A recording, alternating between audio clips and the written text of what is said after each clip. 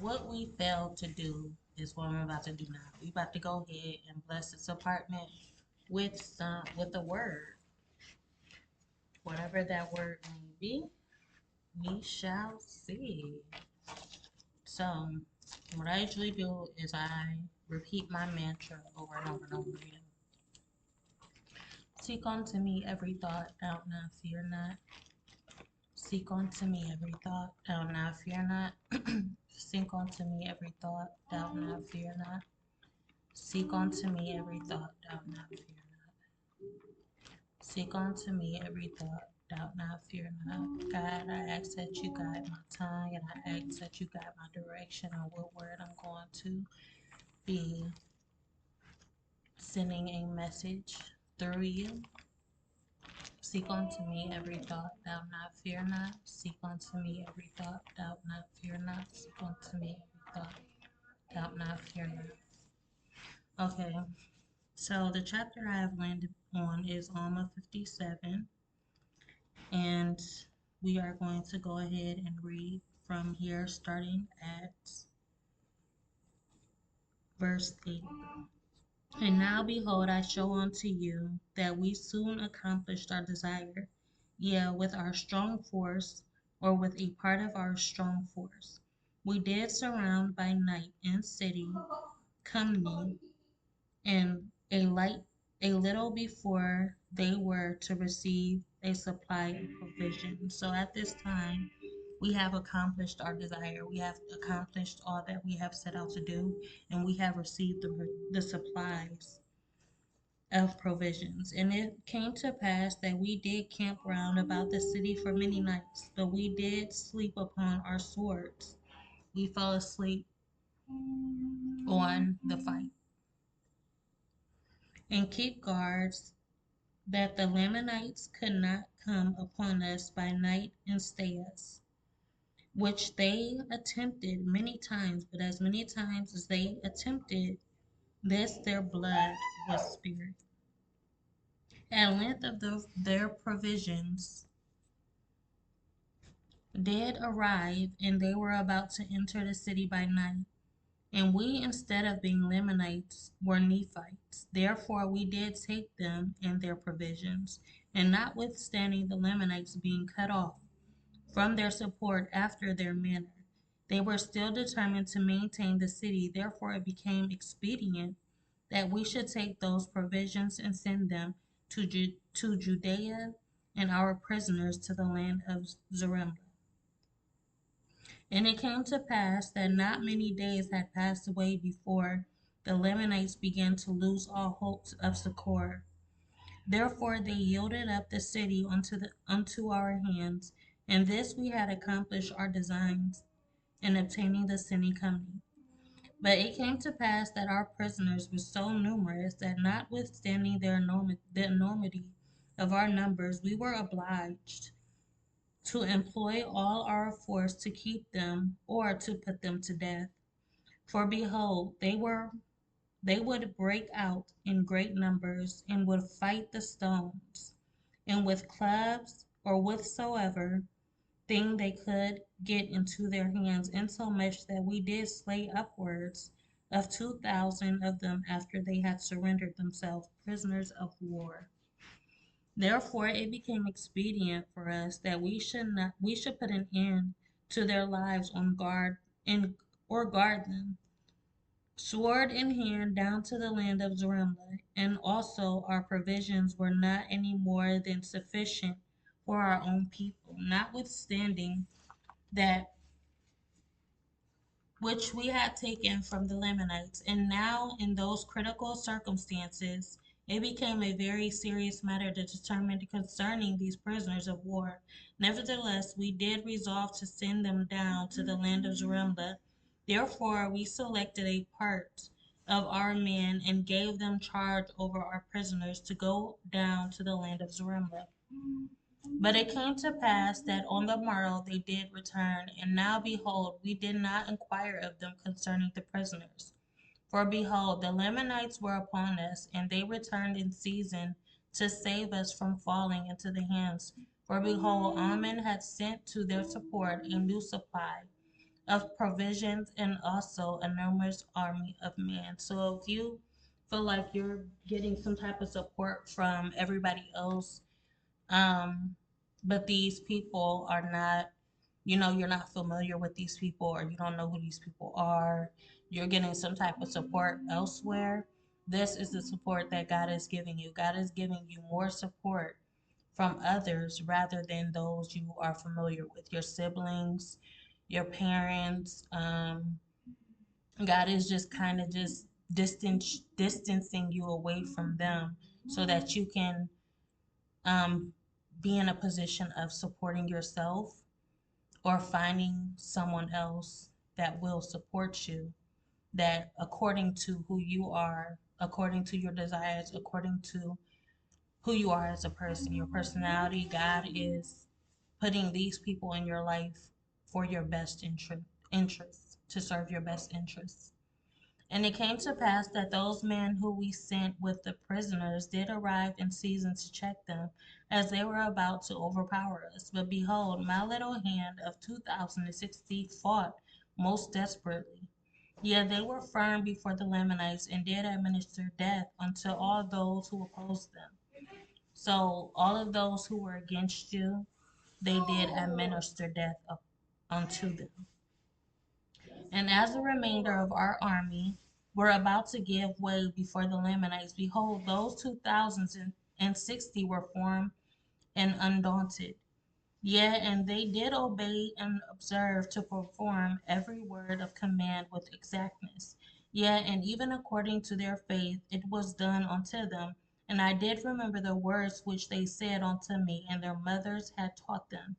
And now behold, it was these my son and those men who had been selected to convey the prisoners, to whom we owe this great victory, for it was they who did beat the Lamanites. Therefore they were driven back to the city of Monte. And we retained our city, Cumni, and were not all destroyed by the sword. Nevertheless, we have suffered great loss. And it came to pass that after the Lamanites had fled, I immediately gave orders that my men who had been wounded should be taken from among the dead, and caused that their wounds should be dressed. And it came to pass that there were 200 of out of my many 1,060 who had fainted because of the loss of blood. Nevertheless, according to the goodness of God and to our great astonishment and also the joy of our whole army, there was not one soul of them who did perish.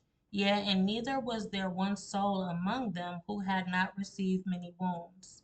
And now their preservation was astonishing to our whole army. Yea, and they should be spared, while there was 1,000 of our brethren who were slain. And we do justly ascribe it to the miraculous power of God, because of their exceeding faith in that which they had been taught to believe, that there was a just God, and whosoever did not doubt that they should be preserved by his marvelous power. Now, this was the faith of these of whom I have spoken. They are young, and their minds are firm, and they do put their trust in God continually. And now it came to pass that after we had this taken care of our wounded man, and had buried our dead, and also the dead of the Lamanites, who were many, behold, we did inquire of Gid concerning the prisoners whom they had started to go down to the land of Zarahemla with. So after everything was said and done, once you're in a war, it's like everything is scattered. You have to clean up the mess. Once you clean up the mess, then God will reveal himself to you again and continue on with instruction and guiding your life.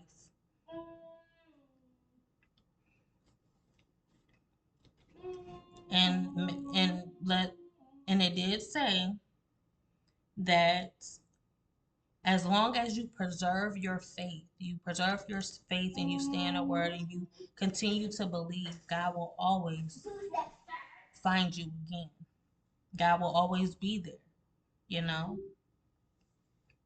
And now it came to pass that after we had thus taken care of our wounded men and buried our dead, and also the dead of the Lamanites, who were many, And burying the dead and taking care of the dead is a part of cleaning.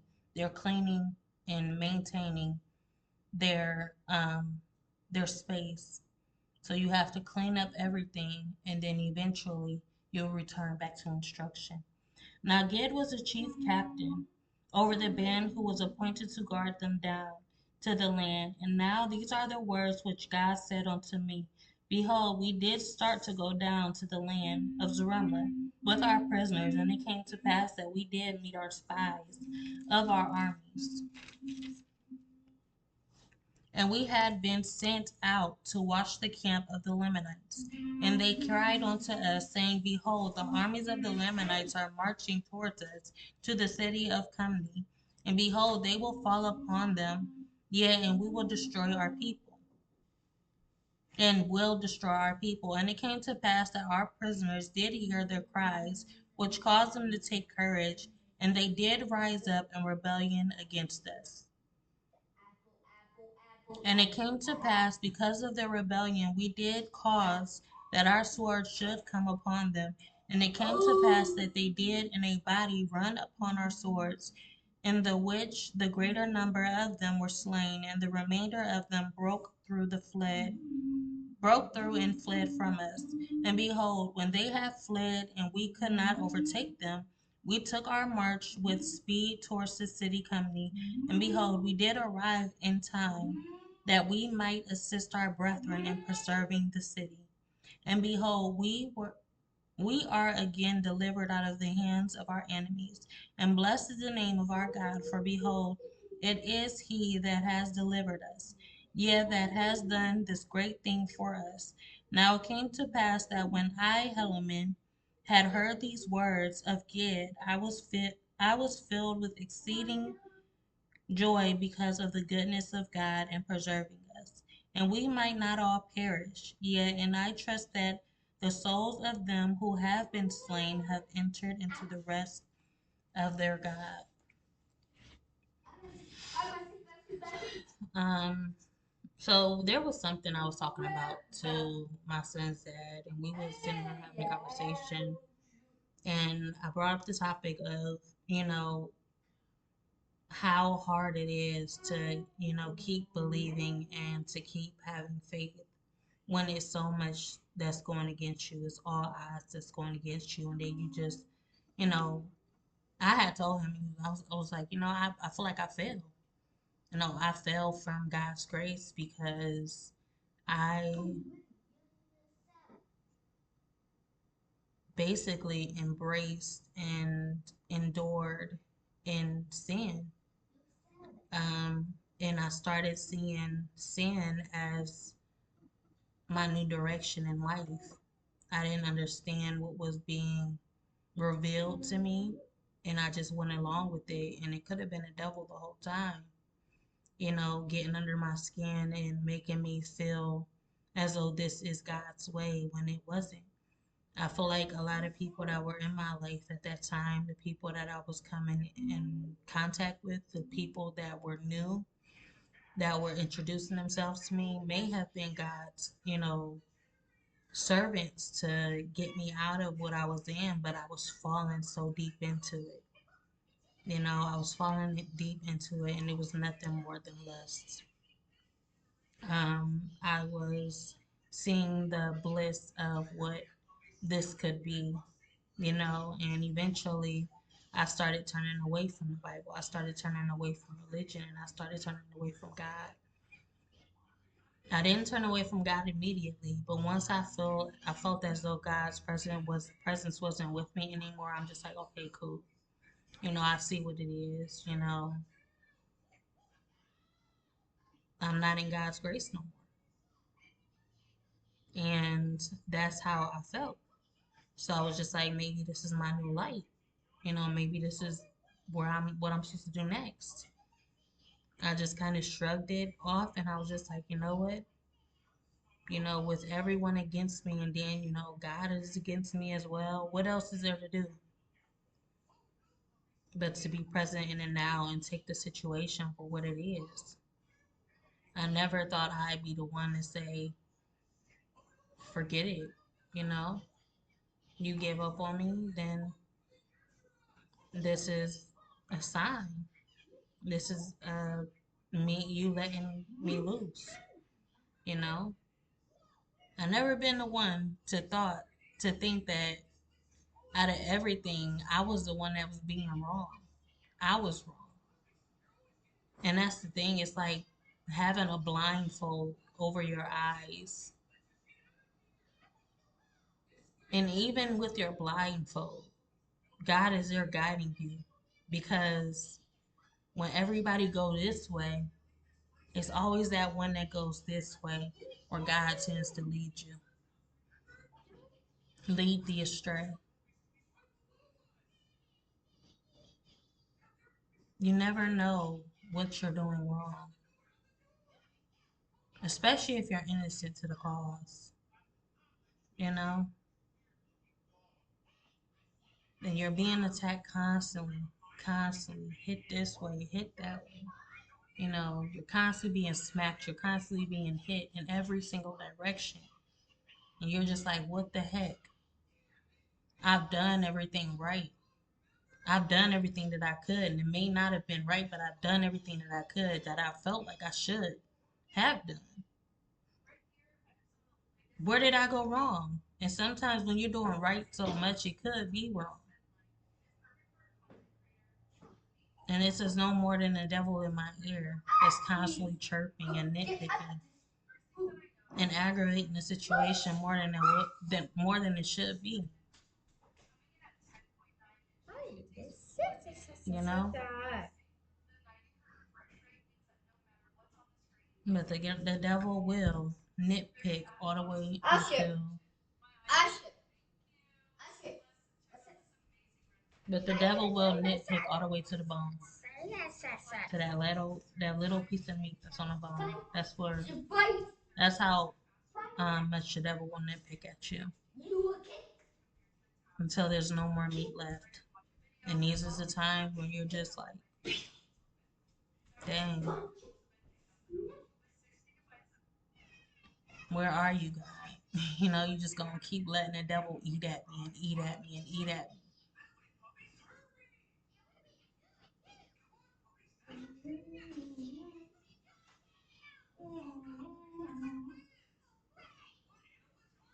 But sometimes it's all about a lesson, you know. The devil will keep trying as much as you allow him to until you say no. And if you don't say no, or you continue to let things go on more longer than it should, then that's giving the devil the chance to keep nitpicking at you and keep aggravating you. The devil will make means possible for you because through those ways is where the devil can have access. You need help with this, you need help with that. The devil will give you this, the devil will give you that. Because it's all leading you back to him. You have to take control of your life and you have to say no. Enough is enough and I'm done. I am done. You play with me too much. You play with me too long. You put me through too much. Even if you wasn't aware of the fact that you was being played on the strings into the devil's, being a devil's puppet. You wasn't aware of this. But now that you are aware, what are you going to do now? You know? So that is the word of the day, and that's a little message, and that's what I've been going through. Um, I've been going through a lot. You know, life has been smacking me in the face and kicking my butt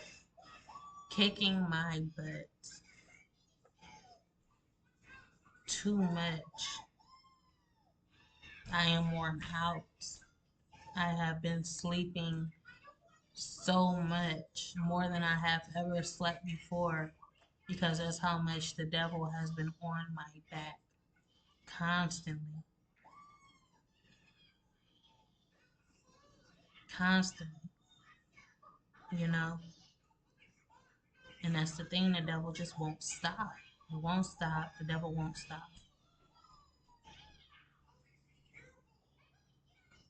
And once you stop, that's when you know, that's when the devil has won. So yeah, with that being said, like, comment, subscribe, be notified, share at your own free will to show you care. I'll see you next time. Bye.